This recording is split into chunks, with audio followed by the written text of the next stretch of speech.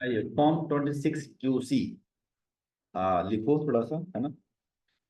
वो कर रहे हैं फॉर्म 26 QC। ये आपकी सेक्शन 194 IB के लिए है, लेकिन फॉर सेक्शन 194 IB,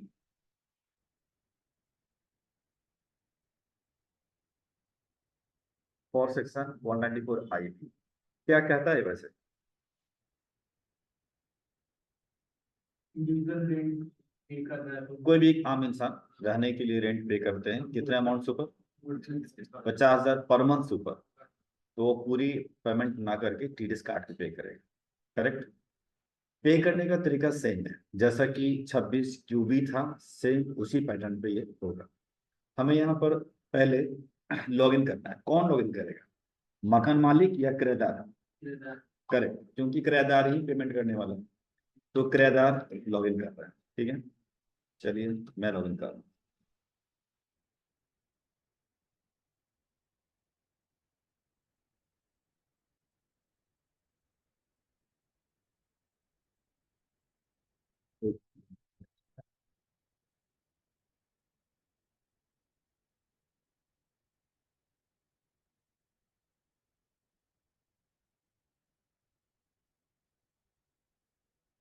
तो साथ कितना परफेक्शन किया है, मेरे वाले कोई नहीं देख रहे।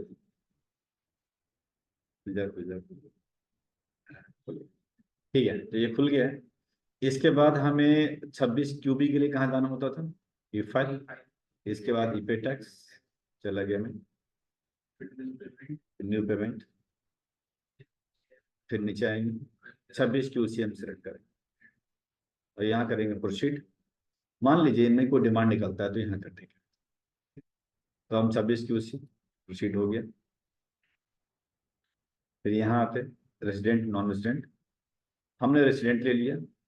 यहाँ पर मतलब ये कह रहा है कि लैंडलॉर्ड मकान मालिक क्या है, रेजिडेंट नॉन रेजिडेंट, हमने रेजिडेंट कर लिया, यहाँ पर डाल दिया। डन। आगे बढ़ते हैं।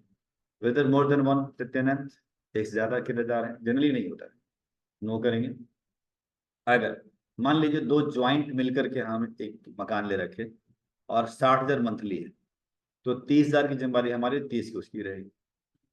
और मान लीजिए पूरी पेमेंट हम ही कर रहे हैं, तो ठीक है 60 हम पे करेंगे, बट यहाँ पर ज्वाइंट ऑन करेंगे। अगर सर 30,000 दोनों का केस में TDS कटेगा? बिल्कुल कटेगा, क्योंकि रेंट एग्रीमेंट तो 60 की है ना, कटेगा। एक्चुअली सर एग्रीमेंट तो हम क्यों नहीं करते हैं? क्यों नहीं? मतलब 60,000 पे तो एक फ्लैट है, एक फ्लैट के अगेंस्ट में पेमेंट आएगी ना आपके अकाउंट में, उसको इनकम टैक्स रिटर्न फाइलिंग में भी तो शो करना पड़ेगा कि एक मकान को किराए पर लगाया है। तो वहां तो दो अलग अलग ज्वाइंट का नाम नहीं, नाम होते हैं कि दो पार्टी हमारी ले रखी है, बट प्रॉपर्टी तो एक ही रहेगी ना, तो वहां फंसता है ना। हाँ, इसीलिए दो व्यक्ति है, 30,000 दे रहे हैं, टोटल 60,000 है। TDS दोनों इक्वली काट करके पे करें। ठीक है, तो अभी whether more than one tenant में जनरली नो कर देते हैं, क्योंकि किराएदार जनरली आमतौर पर सिंगल ही होते हैं इसमें। क्लियर है?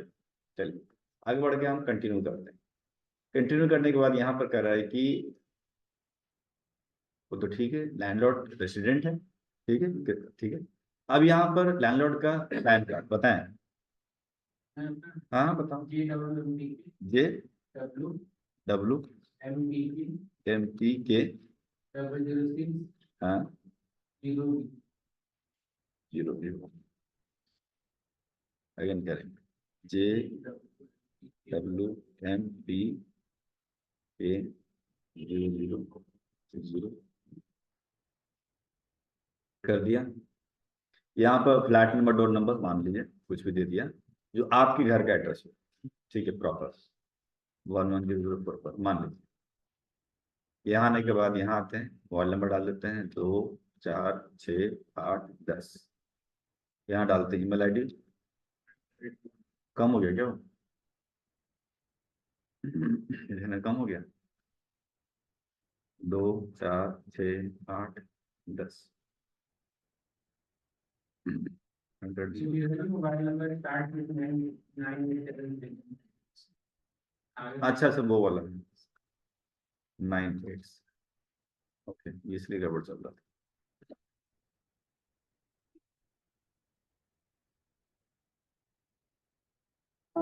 ठीक है। अब कह रहा है कि जो मकान मालिक है क्या वो भी दो हैं? नो। अगर दो हैं तो वहां भी चक्कर वही है कि अगर जॉइंट होल्डर है तो दो माना जाएगा, एक माना जाएगा। तो दो माने जाएंगे ना। ज्वाइंट होल्डर है तो दो माने जाएंगे, ठीक है, क्योंकि दोनों ही मकान मालिक हैं। तो ऐसे में यस करेंगे। और इधर 60 मान के चलो मकान मालिक किरदार एक ही हूँ, तो 60,000 पे करा देते हैं। तो 30,000 उनके, 30,000 उनके जमा कराने पड़ेंगे। नहीं, जैसे अभी लास्ट में हमने बताया था कि हस्बैंड वाइफ में एक इधर है, जॉइंट होल्डर है, तो इस केस में भी दो माने जाएंगे। दो माने जाएंगे, दो दो दो दो दो दो पैन कार्ड, दो दो माने जाएंगे, ठीक है। तो यहाँ हमने ओके कर दिया, कंटिन्यू किया। अब उस प्रॉपर्टी का डेटा आएगा कि जमीन है या मकान। तो ऑफ कोर्स फ्लैट ले रहे हैं, ठीक है। दोनों ले सकते हैं, जैसे कि होता है ना कि एक तो फार्म हाउस टाइप का होता है जमीन मकान, तो दोनों ले सकते हैं। अब उसका एड्रेस है, मतलब उस प्रॉपर्टी की।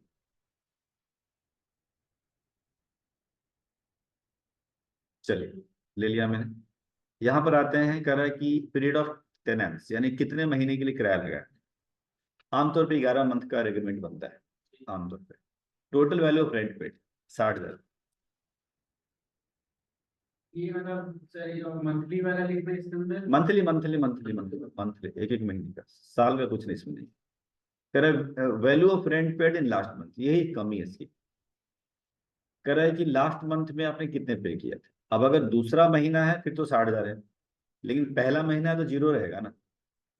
मान लीजिए पहले महीने के ही हम टीडीएस जमा करा रहे हैं, तो लास्ट मंथ तो कुछ नहीं था हमारे पास, तो जीरो। बट यहाँ क्या होगा कि जीरो करेंगे तो देखो क्या आएगा, please enter the value, total value. ये पता नहीं इंग्लिश सॉफ्टवेयर में खराबी है। Please enter the value rent paid in the last month greater than zero. अरे भाई, तो लास्ट मंथ कभी तो शुरू होगा यार, स्टार्टिंग तो कभी तो करेंगे, तो लास्ट क्या रहेगा? कुछ नहीं। तो यहाँ पर बाय डिफॉल्ट एक खराबी है। आप पूरा दिमाग लगा लो, आपको नहीं समझ में आएगा ये जीरो क्यों मतलब मना कर रहा है। तो मजबूरन डालना पड़ेगा 7,000। जबकि 26 यूबी में ऐसा नहीं था, वहां जीरो लिख दिया था हमने कि लास्ट इंस्टॉलमेंट क्या था, जीरो। बट लास्ट मंथ में कितना पे किया? अरे लास्ट मंथ हमारा पहला फर्स्ट मंथ यही है, तो लास्ट मंथ तो था ही नहीं कभी। 2,000 5,000 डाल सकते हैं। तो क्यों डालें, डालेंगे तो 60 कर दीजिए ना। और डालने को तो 1 रुपये डाल दो, देखो अगर 1 रुपये डालोगे, वैल्यू डालोगे, निकल जाएगा। बट ये लॉजिक नहीं है ना फिर। अब डालना ही है तो बचने के लिए 60 डालो। तो इसके लिए सब हो जाएगा ना कि आप हाँ, यही तो दिक्कत है ना, कि उसके लिए दिक्कत हो जाएगी। लास्ट मंथ आपने 60 लिखा है, तो 60 का तो टीडी जमा ही नहीं करा आपने, उंगली फाइव उठेगी। रुपये आएगा मैं कह रहा हूँ वो उंगली उठेगी। तो ये वाला कॉलम को हटा देना, ये जीरो एक्सेप्ट करना चाहिए था ना उसको। 1 रुपया भी ठीक नहीं है। वजह तो यही है ना।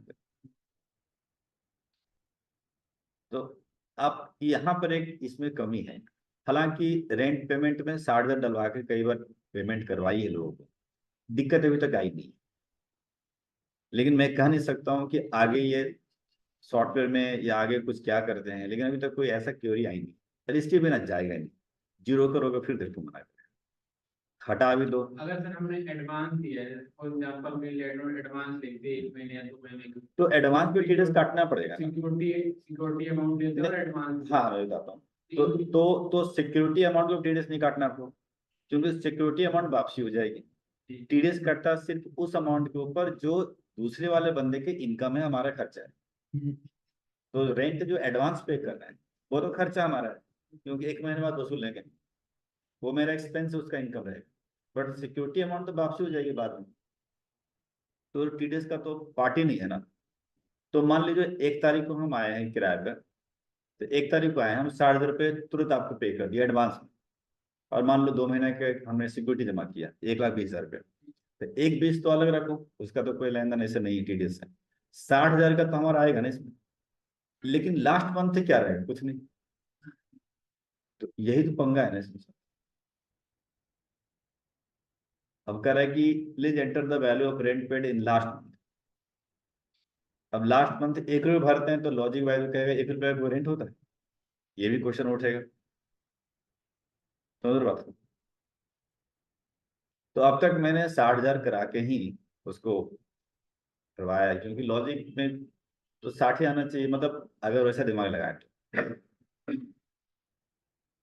लेकिन वो भी जो कह रहे हो आप सही कह रहे हो कि कहीं ऐसा ना हो कि वो पागल हो जाए कि भैया लास्ट मंथ का तो अब TDS जमा ही नहीं करा आपने, है ना। तो ये अभी तक इसके कोई इलाज मुझे नहीं मिला है। या तो सर इसमें अगर डाल है जो एडवांस अमाउंट दिया है हम्म, और महीने की सैलरी वो भी दे रहे हैं, तो वैसे 60,000 डाल दिया और इस महीने की तो इस एडवांस में डाल दे दिया और ये दे दिया इस देखो मंथ किराया तो एडवांस ही चलता है ना। की। जैसे मान के चलो हमने किराया यही किराया पे करते हैं, मगरमच्छ को पे करते हैं, तो 1 तारीख को पे करते हैं, तो 1 तारीख को जो पे किया वो कौन से महीने किया है? अभी क्या, दिसंबर जनवरी का किया है। तो जनवरी का किराया पे किया तो जनवरी का किराया माना जाएगा ना, फिर फरवरी में उसको पे करेंगे हम TDS में, फिर फरवरी को करेंगे वो फरवरी को माना जाएगा, मार्च में करेंगे उसको जमा।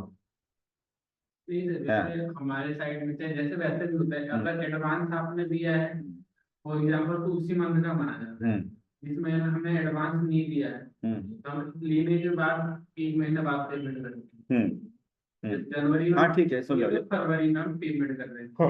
मंथ ऑफ जनवरी का फरवरी में किया, फरवरी का मार्च में किया। अगर एडवांस दे दिया है तो और जो हम फरवरी में पेमेंट करेंगे तो वो ऐसे दिखेगा कि फरवरी का ही पेमेंट कर ठीक रहे है, हाँ हाँ हैं, एडवांस दे रखा है। हाँ। तो इसमें ऐसे करके नहीं दिखा सकते अगर TDS अमाउंट ज्यादा काट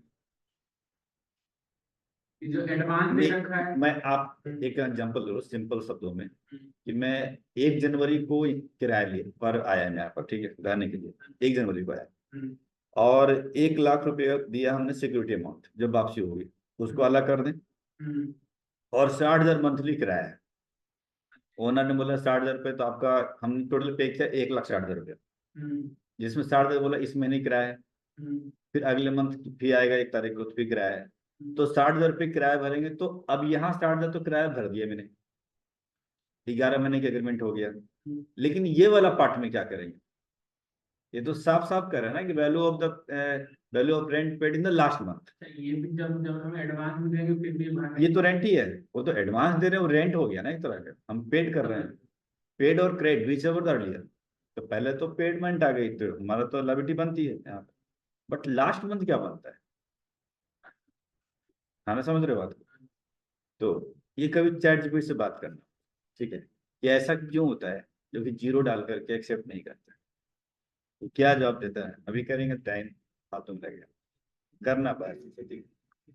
और लॉजिक भी देना, वो कहेगा कि लास्ट तो लिखिएगा लास्ट मंथ आपने रेंट पे किया होगा, अरे रेंट आप पहली बार तो पे करेंगे ना, लास्ट मंथ क्या होता है?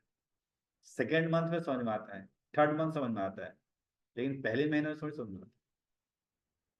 तो यहाँ पर बाय डिफॉल्ट मैं रिकमेंड करूंगा 60,000 रुपये, ये प्रैक्टिकल किया है हमने, इसलिए अभी तक कोई दिक्कत नहीं आई है, बट गारंटी नहीं है इसकी, और इसके लॉजिक कहता भी नहीं है कि जीरो ना भरो, जीरो भरना चाहिए देखा जाए तो। ठीक। अब भैया अमाउंट पेड क्रेडिट, अब इस बार के लिए ठीक है, तो वैल्यू ऑफ लास्ट मंथ हो गया, अब अभी कितना पेड कर रहा है? 60,000, मतलब वही सेम कर रहा है। ये कर रहा है कि रेंट की कितनी वैल्यू है? 60,000 रुपये। कर रहा है कि अभी कितना पे करो? 60,000 रुपये, काम खत्म। पिछले बार कितना पे किया? नहीं पे किया, फिर भी लिखना पड़ेगा 60,000। कर रहा है TDS कितना आपने काटा, तो करंट रेट क्या चल रहा है इसका? हाँ, 2%, 2%, 2%। चेक करिए 194 IB, 194 IB चेक करिए, पहले था 5%, अब देखिए कितना लिखा है मैंने, आपको चेक करो 194 IB। 10 तो कभी था ही नहीं, IB पे नहीं था, आईडी में 2% है। मतलब कह रहे 10 तो कभी था ही नहीं, 5 था इसका लास्ट ईयर में, इस साल उन्होंने 2 कर दिया, 2 कर दिया, तो हम करेंगे 2%, परसेंट डालेंगे नहीं, सिर्फ 2 लिखिए। यहाँ पर आकर के अमाउंट ऑफ टैक्स परसेंटेज में लिखने का आ रहा है क्या? लेकिन लिखना नहीं ना, आपको सिर्फ 2 लिखना है, क्योंकि एरर आ जाएगा। Amount of tax deducted source, कितना TDS कटेगा? 6×2 1200 है ना, 1,200 रुपये। कह रहा है कि date of payment credit, date of payment credit यानी कि डेट ऑफ पेमेंट यानी किस तारीख में आपकी हमने पेमेंट करी है। तो ऐसा मान लेते हैं कि 1 जनवरी करी, अब जल्दी जमा करा रहे हैं, कोई दिक्कत नहीं, तो TDS पे 1 जनवरी काटा, और यहाँ का 1,200 रुपये हो गए, यहाँ पर कंटिन्यू करेंगे, पेमेंट गेट आ जाएगा। इसका तो ड्यू डेट क्या है? इसका वही सेम 30 तारीख, नेक्स्ट मंथ के 30 के अंदर अंदर। तो इस जनवरी में ये तो फरवरी 28 तक हम भरना है। हाँ हाँ, के अंदर अंदर, अगर 31 आएगा तो 30, 30 आएगा तो 30, सेम डेट। पेमेंट गेटवे आ गया, पेमेंट कर दो, है ना। तो सो सिंपल है, इसीलिए कहा जाता है इसको चालान कम स्टेटमेंट, क्योंकि इसके अंदर स्टेटमेंट भी आ गया और चालान की अमाउंट भी आ गई। ठीक है, तो 26 क्यूबी और 26 क्यूसी, कोई कंफ्यूजन कहीं भी किसी पल में। अब कहेंगे प्रैक्टिकली कहाँ इस्तेमाल होते हैं, बताते हैं। कंपनी के लिहाज से बात करेंगे, जहां पर आप काम करिएगा वहां पर इसका कोई रोल नहीं, ना 194 IA का है ना IB का है, यानी ना तो 26 क्यू भी भरना है ना 26 क्यू भरना है। लेकिन होता क्या है, कंपनी में काम करते हैं तो वहां के डायरेक्टर, पार्टनरशिप फॉर्म है तो पार्टनर, प्रोप्राइटरशिप तो प्रोप्राइटर, कहीं ना कहीं कुछ ना कुछ लोचा करता रहता है। कह दिया जी मैंने तो प्लॉट खरीदा है जी, पर्सनल, और कह दिया यार 26 को भी भर दीजिए TDS में, तो उनका काम करना पड़ता है, यानी ओनर का करना पड़ता है। नहीं करो तो कहेगा कि यार कैसे काम कर। अदरवाइज कंपनी अपनी हिसाब से बात करें तो कंपनी ना रेंट पे कर रही है, अब पे कर रही है तो वो चालान 281 में जा रहा है, इसका तो नो होता है ही कभी। और जनरली आम कंपनियां के नाम से प्रॉपर्टी नहीं खरीदी जाती, आमतौर पे देखा जाए तो वो भी नहीं बात है कि 26 क्यूबी की, लेकिन उसका मालिक जो है वो इधर उधर करता रहता है, तो उनका काम करना पड़ता है ना। काम करना भी जरूरी है, नहीं करेंगे तो फिर उनकी नजरों में गिरेंगे, फिर अरे तुम तो आता नहीं कुछ, बस ये कहानी होती है। हाँ, तो वो उनके लॉयल पॉइंट है ना हमारा, यही तो बढ़ता है कि बाद में एक झटके सर सैलरी बढ़ाओ, बस हमने 10 काम किया, एक काम नहीं किया ना, तो सब बराबर हो गया इधर सब मेहनत बराबर जीरो, ये चक्कर होता है। इसीलिए इसको अपने लॉगिन करके, इसको तो करना नहीं है, अपने पैन कार्ड से लॉगिन करके प्रैक्टिस पे रखना क्या है क्या नहीं। क्योंकि ये आपको वैसे आम जिंदगी में तो आएगा कभी नहीं, ठीक है, आप खुद खरीदेंगे परचेज करेंगे तो अलग बात है, आएगा नहीं। लेकिन क्या करिएगा, बार बार फिल करने से कॉन्फिडेंस बढ़ जाता है, फिर आराम से आप भर सकते हो, कापेगा नहीं हाथ, अच्छा भरूंगे ना भरूँ, तो ये जरूरी है इसे, ठीक है ना। इसके लिए कोई टाइम भी नहीं चाहिए। वैसे कोई रियल एस्टेट कंपनी अगर वैसे में लग के practice, real company, real estate company जो खरीद हम्म लैंड परचेज और कर रही है, तो वो तो परचेज कर रही है तो वो तो फिर आ जाएगा ना, ये मतलब जो जैसा 26 क्यूबी में डाली 26 क्यूबी में 26 क्यूसी तो किराए के लिए ना, 26 क्यूबी तो चलो आप मतलब में आ भी जाता है क्योंकि रियल एस्टेट कंपनी। बट मान लो ट्रेडिंग मैन्युफैक्चरिंग सर्विस है, उसमें कौन सा आना है। तो आमतौर पे 10, हम कहते हैं 20 या 30 कैंडिडेट में से एक कैंडिडेट दो कैंडिडेट को नौबत आती है करने, बाकी कहाँ आती है, लेकिन उसके मालिक को आता है। और मालिक 2-3 साल में अगर पागल हो जाता है, फ्लैट खरीद लिया जी, वो बेच दिया जी, फलाना कर दिया, तो करने पड़ते हैं। ठीक, तो उस लिहाज से जरूरी पड़ेगा आप। चलिए, जो एक्टिविटी हो रही है हम यहाँ पर ई पे टैक्स में जाकर के एक्टिविटी को हम बंद कर देते हैं, क्योंकि यहाँ पर डिलीट कर देते हैं, यहाँ देखो, ठीक है ना। चलो,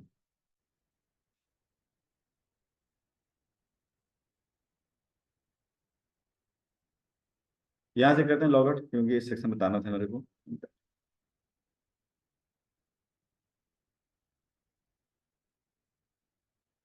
अच्छा, चालान 281 की प्रैक्टिस करनी है आपको, मान लो।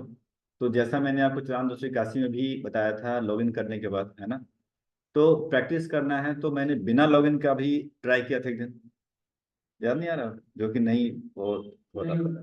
कोई बात नहीं, तो आज हम करते हैं ना प्रैक्टिस, क्योंकि आपको लॉगिन आईडी पासवर्ड तो मिलेगा नहीं ना, पैन का तो मिल जाएगा, जिससे क्या होगा, आपका अपना पैन है, अपना पासवर्ड है, तो 26 क्यूबी 26 क्यूसी तो आप जम के प्रैक्टिस करो, बड़ी बात नहीं है। बट चालान 281 के लिए 10 नंबर चाहिए, और 10 के साथ पासवर्ड चाहिए, तो वो तो आपको मिलेगा नहीं। तो प्रैक्टिस कैसे करोगे आप 10 के लिए, और मैक्सिमम तो 281 की प्रैक्टिस करनी है। खाना कुछ है नहीं, लेकिन फिर भी करना है। तो उसके लिए क्या करेंगे, इनकम टैक्स के साइट पे जाएंगे, ई पे टैक्स पे जाएंगे यहाँ पर, और यहाँ पर किसी का 10 ले लो, मेरा ही ले लो यार, कोई बात नहीं। तो कोई दिक्कत नहीं, यहाँ पर 10 ले लेते हैं, लीजिए, कॉपी पेस्ट, अगेन 10, और मोबाइल नंबर अपना डाल दीजिए, बताइए। 7065233424, ठीक है, डाल दिया। अब अपना, अब आपका तो इससे लिंक नहीं है ना कुछ। अब देखते हैं क्या होता है, आज काम कर, हाँ देखिए काम किया, उस दिन बर्दाश्त हो गया, ठंडी है ना। ओटीपी आ गया होगा आपके पास, आएगा, आ गया, हाँ बताएं। 52 हम्म 3 हम्म 000। देखिए अभी जो आया है ओटीपी, इसका कोई कनेक्शन आपके साथ नहीं है, मतलब जो टैन नंबर है, फिर भी आप अंदर घुस गए। फिर ये कह रहा है कि आपने सक्सेसफुली कर दिया है, और ये BW जो कंपनी का नाम बता रहा है, एंड कंटिन्यू करेंगे। अब आपको याद होगा थोड़ा बहुत भी, आ जाओ भाई, आ जाओ। याद होगा ऐसे कुछ आता था गेट पे, आता था। अब यहाँ पर आप असेसमेंट एरिया 2627, कोई लॉग इन नहीं कर रखे, देखिए हमने।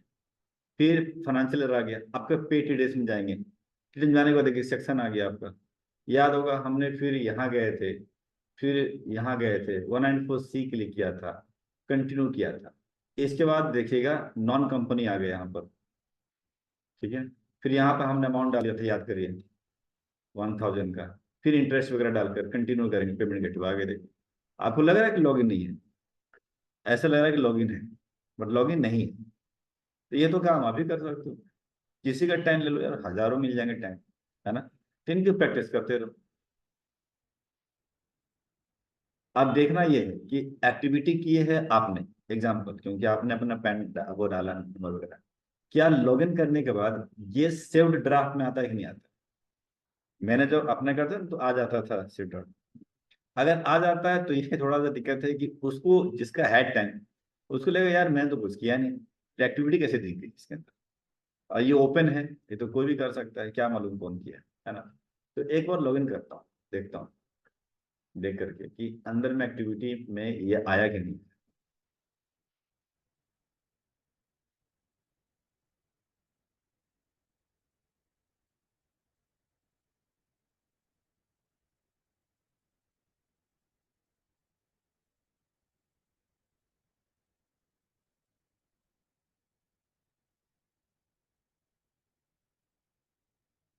ई पे टैक्स ना, यानी बाहर से करोगे उसका कोई एक्टिविटी में नहीं आएगा, जिन्हें चलान। वही। अच्छा अच्छा, वो नहीं, वो तो मैंने चलान बनाया, पेमेंट हिस्ट्री, हाँ ये तो ऑलरेडी चलान जनरेटेड है, रियल में है। पेमेंट अभी पेमेंट, हाँ अभी गया नहीं, ये ठीक है, ठीक है। जब पेमेंट हो जाएगा तो फिर दिखाना। पेमेंट होगा तो यहाँ से हट के यहाँ जाएगा ना, चलान हिस्ट्री में आ जाएगा, हाँ यहाँ जाएगा। बट अभी जो मैंने, हम लोगों ने किया ना, उसकी एक्टिविटी चेक कर रहा था, कहीं ऐसा ना हो कि यहाँ आ जाए, वो नहीं आया। करो भर भर के, क्या दिक्कत है, अब प्रैक्टिस। तो जरूरी नहीं है कि इसकी पेमेंट करने के लिए सेम ऐसे ही बताया होगा जीएसटी में, हाँ जी। याद आ रहा है, बिना लॉगिन किए हुए। करो ना भर भर के, किसी का जीएसटी नंबर है, करते रहो चलान। कम से कम कुछ तो एक्सपीरियंस दिखाते रहेंगे ना रिज्यूमे के ऊपर कि हाँ भाई ये आता है चलान है। तो शुरू शुरू में लेवल लेवल, अब जीएसटी होगा बताएंगे, 50 days चल रहा है, ठीक है, वो भी सिनेमा आने वाला है जीएसटी बिल्कुल, ये तो सुना गया ना। इसीलिए ये सब जो फ्री मिल रहा है वो करिए, प्रैक्टिकली रिज्यूमे पे ही छोटा डालेंगे। स्टार्टिंग जॉब में क्या होता है, ये सब तो मानते हैं, ये कर लेते हो वो कर लेते हो, छोटा छोटा काम, ठीक है, डन। चलिए मैं इसको मूव करता हूँ, आते हैं आगे, आगे क्या पढ़ना है देखते हैं।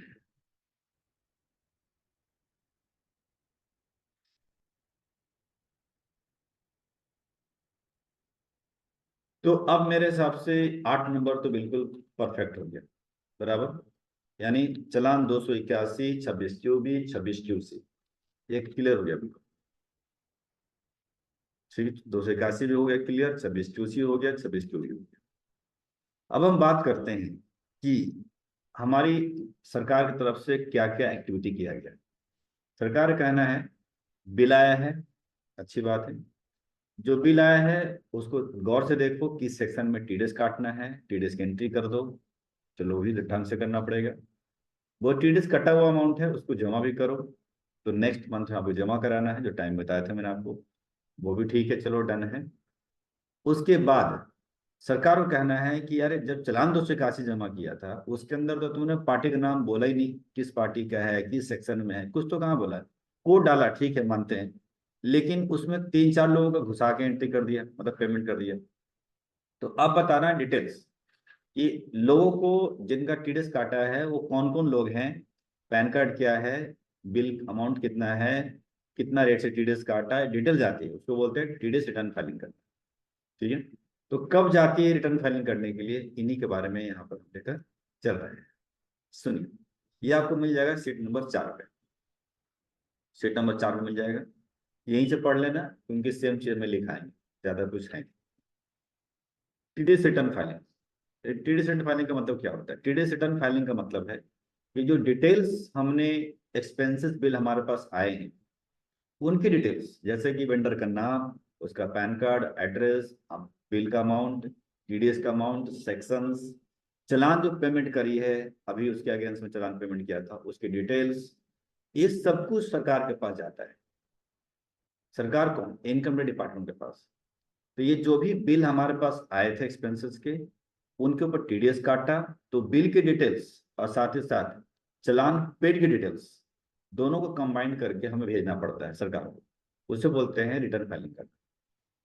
तो समरी कह सकते हैं कि summary of TDS deduction and deposit, जो टीडीएस काटा है उसकी समरी और जो जमा किया उसकी समरी, इन दोनों की समरी बना करके हमें देनी पड़ती है, उसको बोलते हैं रिटर्न फाइलिंग करना। उनका कब टाइमिंग होता है? टाइमिंग रिटर्न फाइलिंग करने का टाइमिंग है क्वार्टरली, 3-3 महीने। इनका कोई मंथली नहीं होता है, टीडीएस जमा करने का मंथली होता है, बट रिटर्न फाइलिंग करने के लिए क्वार्टरली होता है। किसी भी केसेस में, चाहे कंपनी हो, फर्म हो, टर्नओवर ऊपर है नीचे है, फर्क नहीं पड़ता। ये जीएसटी पेचीदा नहीं है कि जीएसटी में तो मंथली भी है, क्वार्टरली भी है, पता नहीं क्या क्या है। यहाँ सिंपल रूल है, कुछ नहीं। हर के लिए, हर असेसी के लिए एक ही चीज है, 3-3 महीने में सोइए जागिए और फाइल करिए। तो 4 क्वार्टर हो गए, 1, 2, 3, 4। पहले क्वार्टर, पहला क्वार्टर अप्रैल से शुरू होगा, मई जून तक जाएगा।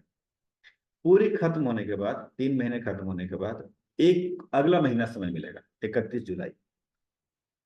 फिर अगला क्वार्टर स्टार्ट होगा जुलाई का, जुलाई से सितंबर का। फिर समय मिलेगा आपको एक महीना अगला, 31 अक्टूबर। फिर स्टार्ट होगा अक्टूबर से लेकर दिसंबर। फिर अगले महीने जनवरी में आपको फाइल करना, तक फाइल करना। फिर अभी जनवरी से लेकर के मार्च एंड होगा, मतलब लास्ट वाला, इसके लिए समय मिलेगा आपको 2 महीने का।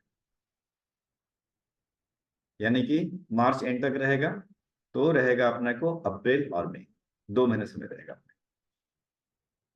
ठीक है, तो हर 3-3 महीने के खत्म होने के बाद अगले एक महीना का समय रहेगा, और लास्ट क्वार्टर के का समय रहेगा अगले 2 महीने का। ये ध्यान रखिए। चलिए, अभी कोई समय आपको दिख रहा है?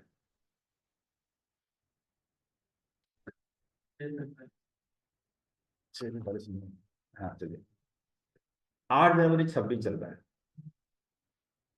क्या ये जनवरी महीना लग रहा है टीडीएस रिटर्न का टाइमिंग है? किस क्वार्टर का? Third quarter. कब तक है रहेगा?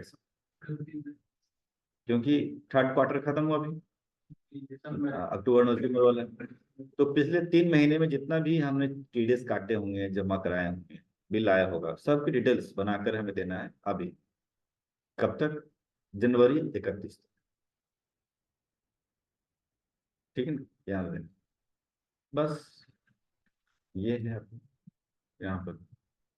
ठीक है, चलिए, तो ये कहानी थी टाइमिंग की। अगर ये टाइम पार हो जाते हैं तो, मतलब एक दिन भी आगे हो जाता है तो भाई, एक दिन भी आगे हो जाता है तो 200 रुपये पर डे का आपको चार्ज देने पड़ेंगे फाइन। उसमें कोई रियायती नहीं, सब कुछ ऑनलाइन है, इसीलिए आपको 200 रुपये पर डे, एक दिन का लेट का देना ही पड़ेगा।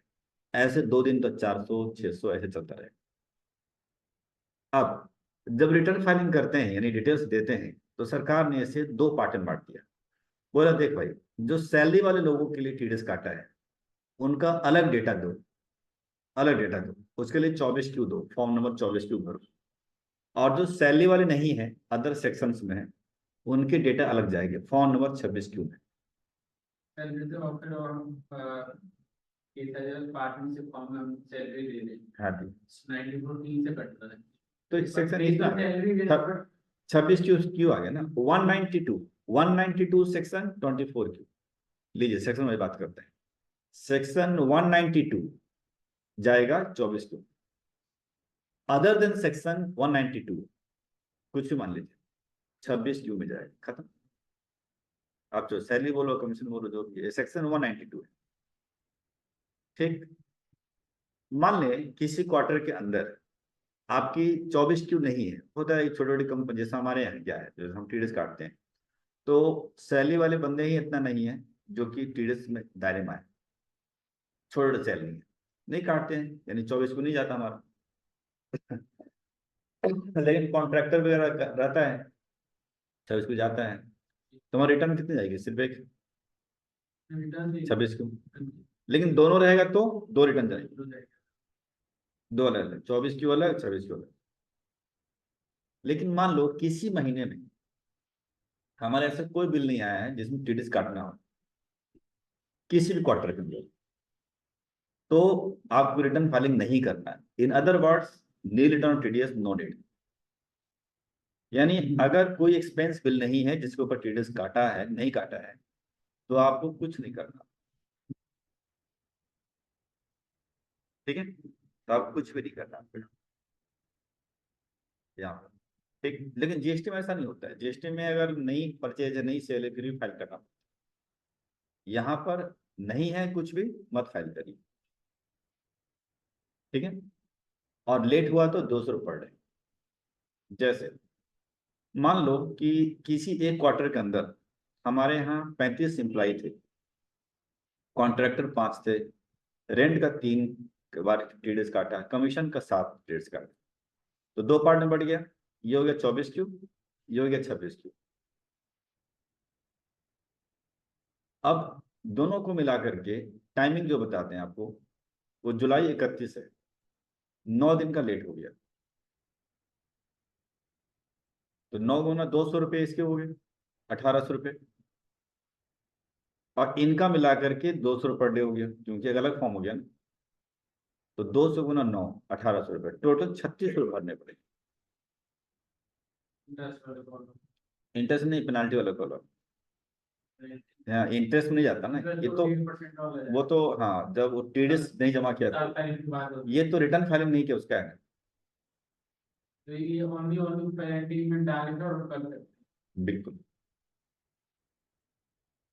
और ये भरना किसको पड़ता है? अकाउंटेंट को।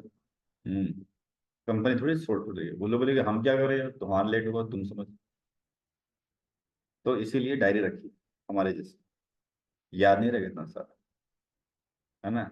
और लास्ट मंथ में बिल्कुल मत करो, 4-6 दिन पहले ही अपना बनाओ टारगेट कि मेरे को फाइल कर देना। 7 को जिस दिन पेमेंट कर रहा हूँ उस दिन कर दो, कोई बात नहीं, कर दो। सर मान लो सर 7 तारीख को 7 जुलाई को हमने पेमेंट किया, हाँ, 7 जुलाई किया, 7 तारीख के बाद टारगेट कर लो, 2-3 दिन खत्म कर लेंगे, बस, तो हो जाएगा काम आपका। इसके मतलब वैसे कि पोर्टल ओपन होने में नहीं, पोर्टल ओपन, बस आप टीडीएस जमा कराइए, फिनिश, काम खत्म। जैसे फ्री भी होता है ना, जैसे नहीं, वो तो आईटी से आने के चक्कर होता है ना, इस वजह से करते। यहाँ क्या आना है, कुछ नहीं। ठीक, तो भाई सतर्कता पूर्वक आप इसको टाइमली कर रहे हैं, ठीक है। कहीं छुट्टी उट्टी ले रहे होंगे तो भी उसका ख्याल रखना होगा कि भैया इस टाइम पे छुट्टी ना लिया जाए, और ले भी रहे हैं तो लैपटॉप वगैरह का अरेंजमेंट जो भी है अपना करके। इन्होंने क्वेश्चन डाला कि मान लीजिए कंपनी है जो टीडीएस काटने के लिए लगती है, मतलब काट सकते हैं, इंसान नहीं है कि नहीं काटेंगे, काट सकते हैं, और उस कंपनी का एक फ्लोर तैयार हो रहा है, यही हो रहा है एक तरह का, एक फ्लोर तैयार हो रहा है जिसके अंदर टाइल्स वगैरह लग रही। तो टाइल्स लगाने के लिए क्या हो रहा है कि दो चीजें होती हैं, पर स्क्वायर फीट देते हो लगाने वाले को, और टाइल्स मंगाना पड़ता है, यही होता है ना, यही चीज होती है, ठीक है। तो टाइल्स मंगाई, कंपनी ने मंगाई, तो टाइल्स गुड्स नहीं, दो चीजें हैं देखिए, टाइल्स गुड्स है, गुड्स के ऊपर टीडीएस काटने के लिए सेक्शन 194 क्यों लागू करना पड़ेगा, देखना पड़ेगा 50 लाख से ऊपर है कि नहीं। अगर डाउन है तो नहीं काटना है, इस पे खत्म कहानी हो गई। अब रही बात लगाने वाला, लगाने वाला कॉन्ट्रैक्ट में आता है, ठीक है। तो कॉन्ट्रैक्ट में आता है वो दिया पर स्क्वायर फीट से। अब देखना वहां भी है कि 194C के तहत 30,000 या 1 लाख जो भी हो कंडीशन लागू होता है, तो उसके ऊपर आ रहा है कि नहीं आ रहा है, नहीं आ रहा तो नहीं काट। ये हो गई। ये पहला केस हो गया कि सामान हमने दिया तो 194 क्यों देखा, बनाया लगाया तो हमने 194C देखा। अब लेते हैं कंबाइंड। हमने यार झमेला नहीं लिया, कौन कॉन्ट्रैक्ट, अब देखो कोऑर्डिनेट करना पड़ता है, जाके चेक किया नहीं किया, हमने कहा यार कॉन्ट्रैक्टर दे दे, तू ही टाइल्स ला, सब कुछ तू कर। फिर वो 100 रुपये स्क्वायर फीट या 150 जो भी लिया चार्ज किया। अब क्या हुआ, कॉन्ट्रैक्ट हो गया बिल। अब जो बिल देगा वो सिंपल महंगा देगा क्योंकि गुड्स के साथ है वो, तो 194C लगेगा। फिर 194 क्यों खत्म। ये पर ऐसे मतलब कॉन्ट्रैक्ट वगैरह कुछ बनता नहीं, किस पे नहीं बनता। जैसे कि आप देखो बने या ना बने, पेमेंट तो हम चेक के थ्रू करेंगे ना, तो हमें तो एक्सपेंस दिखाना पड़ेगा, तो एनी हाउ टीडी तो काटना पड़ेगा। नहीं सर, चल। मैं वो नहीं कह रहा हूँ। जैसे कि बोल दिया, जैसे ये टाइल्स लगा था, ये 35,000 का हुआ था, वो तो हाँ। ऐसे वेल्डर का नॉर्मल, ठीक है। हाँ। आपके बीच में कोई कॉन्ट्रैक्ट तो बना नहीं, नहीं बना, कोई बात नहीं। पर काम 35,000 का हो गया। हाँ तो बिल दिया ना 35,000 का, हाँ। मैं 35,000 का पेमेंट करूंगा ना उसको, हम्म। तो 35,000 का पेमेंट मतलब माना जाएगा बिल 35 का है, तो टीडीएस काटेंगे हम, चाहे वो बिल दे न दे। कच्चा पक्का कुछ भी दिया नहीं दिया या कच्चा बनवा भी लेंगे, बट 35 का तो बिल कटेगा ना हमारा। तो उसमें मतलब 90% से ही ले करेंगे और करेक्ट। इसको बचने के लिए एक ही तरीका है कि ऐसा मान लेते हैं कि 35,000 में उसको बोला कि एक पेमेंट आज ले ले, एक पेमेंट 2-4 दिन बाद ले लियो, तो 2 पेमेंट हम चेक बना के देंगे या अकाउंट में डालेंगे, तो वो फिर माना जाएगा 1 लाख से नीचे। फिर काम खत्म, क्योंकि 35 का काम हुआ था मेरा, तो निकल गया। फिर तो ठीक है, बच जाएगा। लेकिन एक ही दिन के अंदर पेमेंट करते हैं 2 बार, तो वो एक दिन माना जाएगा, वो माना जाएगा 30 से ऊपर का बिल। जैसे 2-3 दिन का रुके करो। नहीं, जैसे हमारे साइडों पे सर काम होता है, कोई प्लॉट साइड लिया हमने, उस पर काम होता है, बाउंड्री वाउंड्री करवा रहे हैं, कुछ कर रहे हैं, तो हम तो हम लेबर भी हमारा ही होता है, सामान भी हम खरीद रहे हैं, सब कुछ हम खरीद रहे हैं, लेबर वाले को भेज दिया, भैया ये काम कर रहा है, मतलब daily daily wages, daily wages वाला तो कटेगा नहीं, डेली वेजेस पेमेंट दे रहे हैं। डेली वेज नहीं करता उसमें, वो और डेली वेज नहीं करता। और सामान के भले हम सर मतलब 50 लाख से नीचे का है तो नहीं काटे, नहीं काटे, बिल्कुल नहीं। 194 क्यों लागू हुआ, तो 194 क्यों लागू है तो ठीक है, नहीं तो नहीं कटेगा। ठीक है ना, ऐसे चलता है। ठीक है। तो अभी हमने रिटर्न फाइलिंग के लिए बात करी थी, रिटर्न फाइलिंग का क्या है तो हमने आपको बता दिया, ठीक है। और टाइम वगैरह बता दिया था। लेट फाइन भी हमने आपको डिस्कस कर लिया, ठीक है। अब सरकार की तरफ से जो लायबिलिटी थी हमारी खत्म हो गई, यानी टीडीएस काटना था, जमा करवाना था, हमने जमा भी करा दिया, सरकार को बताना था, बता भी दिया, मेरा काम खत्म है। अब सरकार क्या करती है कि जो हमने यहाँ बताया, ठीक है, कि फलाना फलाना बंदे का टीडीएस इतना काटा था, जमा कराया था, वो उस व्यक्ति का जिसका मैंने बताया है, मतलब जितने वेंडर होंगे उसका पैन कार्ड डालकर बताया है, उसके पैन कार्ड से संबंधित 26 एस आता है, मतलब उनके 26 एस में जाकर ही डिटेल्स डाल देता है विद इन 10 डेज। यानी मैंने तो बता दिया कि फलाना फलाना पैन कार्ड का बंदा था जो हमें बिल दिया था, हमने उसका टीडीएस काटा, हमने जमा करा दिया, मेरा रोल खत्म। अब सरकार की रोल क्या है, सरकार के पैनल क्या करता है कि ऑटोमेटिक उनके पैन के कार्ड के अकाउंट में ये टीडीएस की पैसा डाल देता है कि इस आपका टीडीएस फलाना ने काट के जमा कराया है। जितने भी लोगों का हमने रिपोर्टिंग करी है उन सब के खाते में डाल देगा। खाता मतलब अकाउंट में नहीं, बल्कि पैन कार्ड का खाता। तो पैन कार्ड का खाता क्या होता है, इसका नाम होता है 26 एस बोलते हैं, ठीक है। उन 26 एस में डाल दी जाती है, ठीक। तो 26 एस में उन्हीं व्यक्ति का डेटा आता है जिनका टीडीएस कटा हुआ है, ठीक। 26 सर कभी भी नाम देखेंगे तो दिखेगा वो, आराम से कभी देखेगा, लेकिन आपका टीडीएस रिटर्न फाइलिंग के कम से कम भी तो जब फाइल किया होगा 10 दिन बाद ही देखेगा। नहीं, हाँ हाँ देखिएगा देखिएगा। मेरा पेमेंट आ रहा है 3 क्वार्टर बीत गया, 3 थर्ड क्वार्टर चल रहा है, पिछले 2 क्वार्टर के कितना जमा हो सारे मेरे को दिख जाएंगे। दिख जाएगा। ठीक है। हाँ तो सर ये पैन कार्ड से लॉगिन करके उसके बाद में करेंगे। हाँ हाँ सभी शेष में आप तो नहीं, कल दिखा दूंगा आपको कि कैसे दिखता है। ये थीम समझ रहे हैं क्या क्या सिस्टम बना रखा है। यानी हमने टीडीएस काटा, जमा कराया, डिटेल्स दी, मेरा काम खत्म, सरकार का काम स्टार्ट। उसको बाद डेटा मिला मिला कर किसका, उसके डाल उसके डाल उसके डाल उसके डाल, सबके 26 सेशन डल गया। अब वो 26 शेष अपना देख रहे हैं, तो हम देखेंगे खोल करके 26 शेष में कि आया कि नहीं आया, है ना।